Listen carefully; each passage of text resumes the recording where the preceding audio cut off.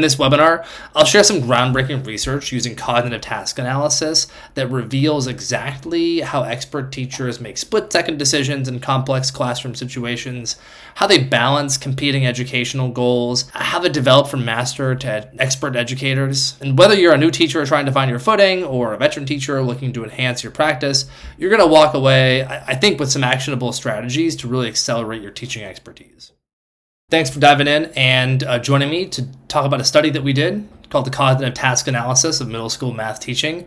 Teaching Lab did this in partnership with Paragon Technologies, who are some of the leading experts on cognitive task analysis. So strap in, buckle up, and let's see if we can figure out exactly what expert teachers do to be experts in their field. I want to dive in with starting just a little bit about who Teaching Lab is. We're a nonprofit that's on a mission to shift the paradigm of teacher professional learning. We have our head, hearts, and habits model. All of this is in service of educational equity, and I think a lot of the research that we did here is in line with our core mission to do that. So, who am I? My name is Eric. I'm a senior director of program here at Teaching Lab. I've been involved in middle school education for years. I've been a middle school math teacher. I've been an algebra teacher. I've been a department chair. I've been an assistant principal. Lots of math experience here in the New York and Philadelphia area. Here's a great photo from a few years ago with me with some of my kids prepping for the New York State Algebra Regents. And I want to talk to us about three big buckets today. What we did in the study and why we did it. I want to talk about what we learned. I want to talk about what we're going to do as a result of that learning. So first, let's talk actually about why we did this study and why we did it now. It seems like there's not a month or a news cycle that goes by when we don't learn something new about how big the pandemic effects still are on students' learning. And so this study is an attempt to sort of figure out what is it that expert teachers are doing that are making them experts so that we can begin to close some of those gaps, right? Though improving, gaps in student achievement still remain high, in post-pandemic assessments even now. And there's a lot of debates about the best ways to teach and learn math. There's debates about the emerging capabilities of AI. That's certainly added to some of the complexity, but even through those debates, right, we've not yet seen like a clear pathway to getting us back to where we need to. And this study is our way of contributing to that conversation and really trying to cut through the noise and really turn like the radio, right, to the clearest signal and figure out the best path forward. We have a big question here. It's really just what makes expert teachers experts. And so what we did in this study is that our goal was to jumpstart our understanding of middle school math teaching from a cognitive perspective. This is actually the first study that's extensively applied cognitive task analysis to math education, which is pretty cool. If you're not familiar with it, cognitive task analysis, it's a proven effective interview technique. It's used in a lot of other sectors and domains to understand skilled professionals, like cognitive performance. It's like a field of study that's rooted in naturalistic decision making, which and I think this is pretty interesting. It's actually a field of study that is focused on like how people actually make decisions in real world settings, not the confines of a laboratory. Researchers who are involved in naturalistic decision making, they do a lot to reveal how expertise develops over time and how experts think. The analogy that I always make here when describing this process to folks is imagine that you're an electrician. This is a field of study that actually interviews electricians to determine what is it that expert electricians are thinking when they're solving really complex problems versus, going into a classroom at a trade school and thinking, watching an instructor talk about how a problem should be solved. This is a field of study that actually asks folks who are solving the problems. How are you solving this problem? And what are you thinking about when you solve that? So we took all of that, we applied it to teaching, and I think we found some really interesting and cool, findings and results. So that's a little bit of what we did. But you also might be asking, okay, Eric, that makes sense. Cognitive task analysis, naturalistic decision making. I'm still a little bit confused. Basically, what we did is we talked to a lot of teachers. Paragon Technologies applied CTA techniques when they did these interviews, and we talked to over 30 educational professionals. They had over 280 years of experience. They were from at least 10 different states. And when we were doing this, we were trying to actually not get a representative sample of middle school math teachers in the U.S., but rather an intentionally diverse set in their levels of experience in teaching middle school math to really give us a clear picture of the whole process of proficiency development. So we were pretty intentional with who we sought out and why we sought them out, because we wanted to make sure we were talking to novice educators, to experts, everyone in between, some administrators with teaching backgrounds, just to flush out our sample and make sure that we saw really just the whole run of the gamut. And we learned a lot. So what did we learn? There's like 5 main things I want to talk about today.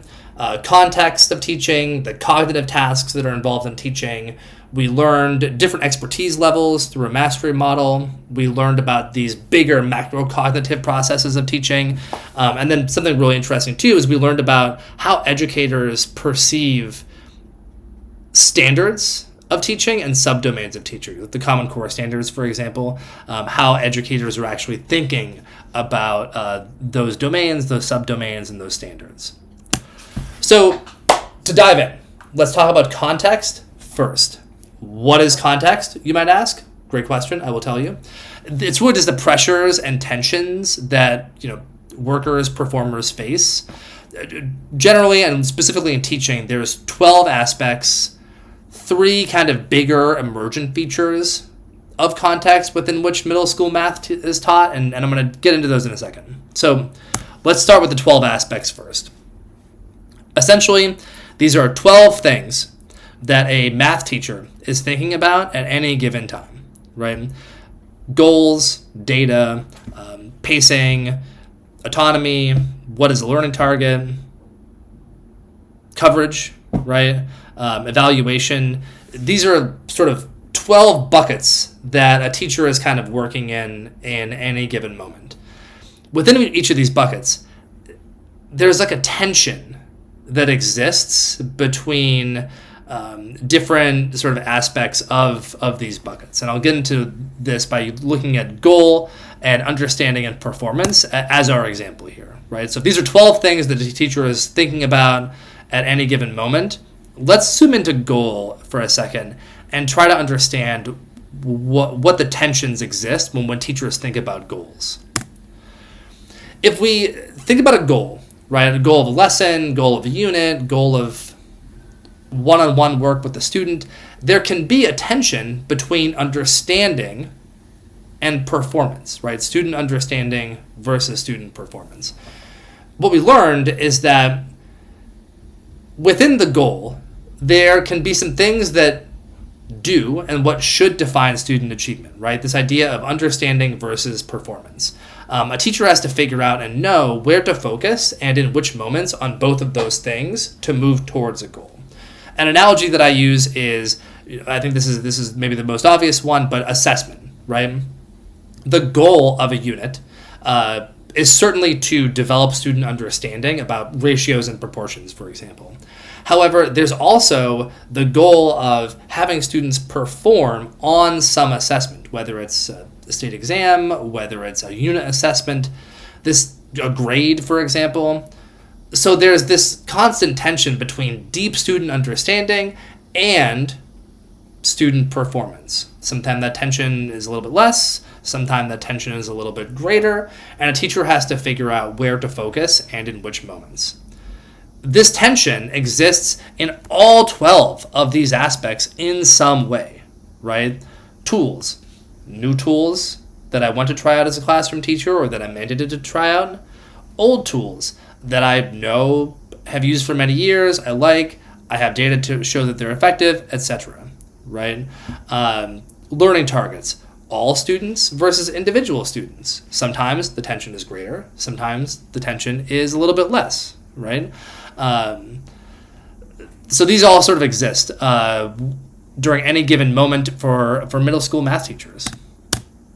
We also learned that there are three big emergent features of context. And if you have been a teacher or if you work with teachers, you can put these three things on a t-shirt, because who amongst us has not experienced all three of these, right?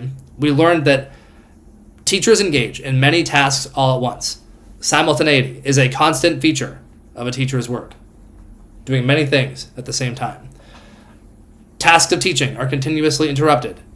Disruptions exist all the time in teaching. Teachers face extreme variance across all dimensions of their work. There is a lot of variability in teaching. These three things are always present, in addition to those 12 aspects and the tensions that exist there as well. We also learned a lot about the cognitive tasks of teaching. What are teachers thinking about? Well, spoiler alert, right? They're thinking about many things all at once, but there's an extensive interwoven set of activities in middle school math teaching. It's really these 5 things: assessing, implementing, monitoring, planning, and managing. These are 5 cognitive tasks that teachers have to do and sort of that are integral to the work of teaching. We're going to go deeper into one in a second, but these 5, again, are things that, are, if you've been a middle school math teacher, if you've worked with teachers, none of these are going to be shocking. They exist all the time, and teachers spend a lot of time thinking about them. So, as we built out this mastery model for teaching, we actually really grounded it in those cognitive tasks, right? The mastery model is essentially how proficiency develops and manifests across stages. And it's really a set of indicators that describe how teachers go about their work at each stage. And using those cognitive tasks is actually a good sort of way to ground us.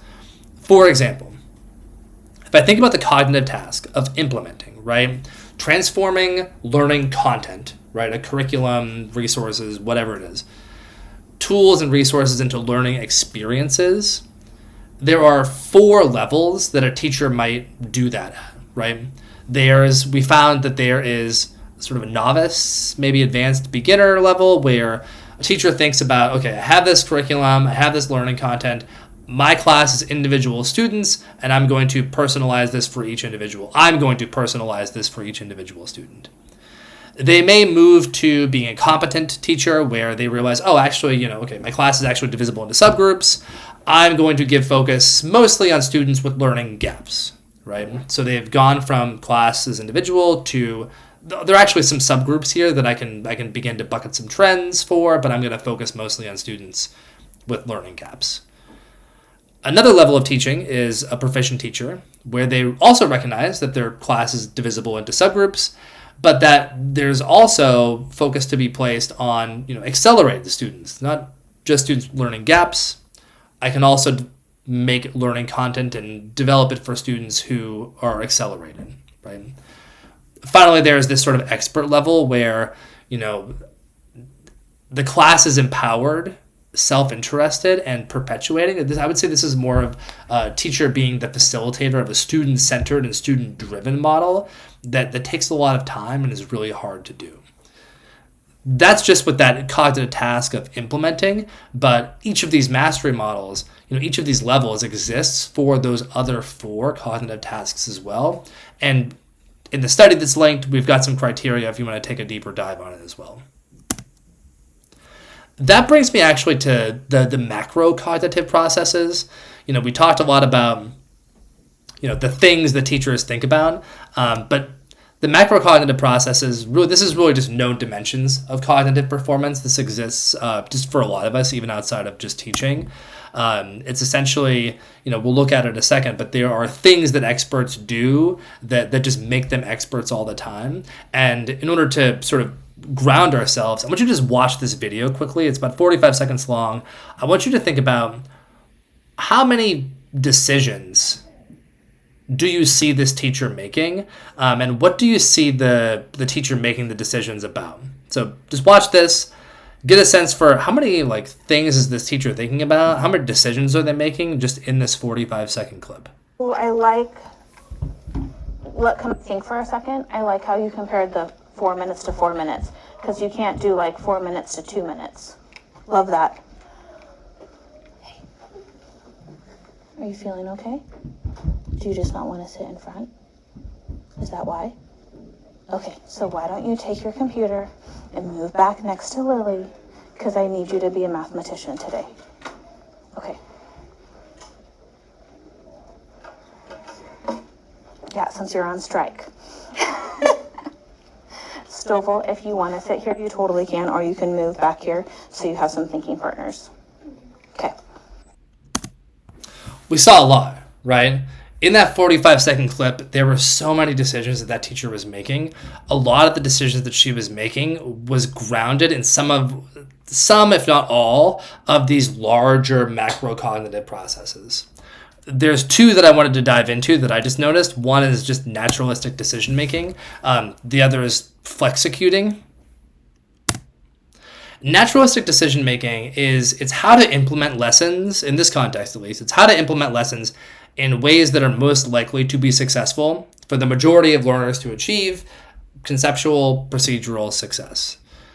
Teacher made a lot of decisions in order to do that in that lesson. We also saw this teacher flexecuting, right? She had repeated cycles of planning and execution under these dynamically changing environments or circumstances. As she walked around, each one of those students required, a different level of engagement and interaction. And so she had a plan. She was flexible in her plan, and she adjusted course as she needed to in order to make that lesson successful for those students.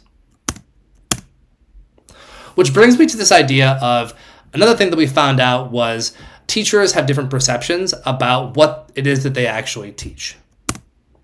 So depending on their levels of experience, teachers perceive subdomains of math at different grade levels as more or less difficult.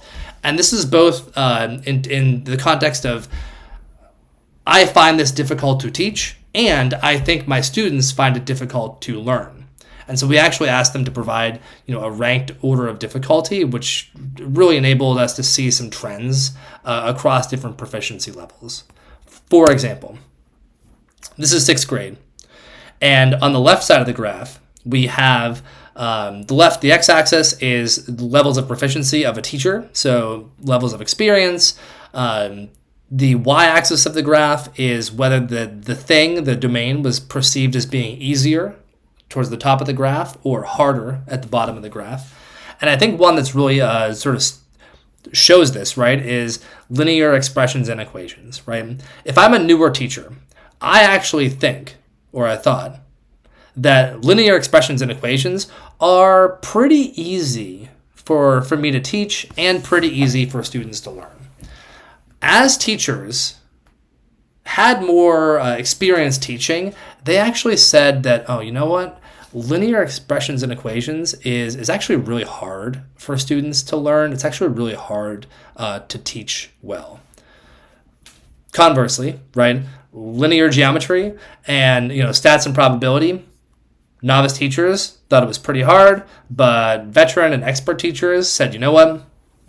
I think it's pretty easy to teach, and I think it's relatively easy for students to learn. This is grade 7. Similar trends, a little flatter, but I think the biggest trend here, and again, this as a 7th grade teacher, this is something that definitely is true for me. When I was a novice teacher, I thought that ratios and proportions would be pretty easy. However, we found that more experienced and veteran teachers said, hey, you know what? I think that ratios and proportions, those RP standards, they are harder to teach, and they are much harder for kids to learn. Similarly, this is 8th grade. Common trend here, a lot of newer teachers, they think that geometry is pretty hard to teach.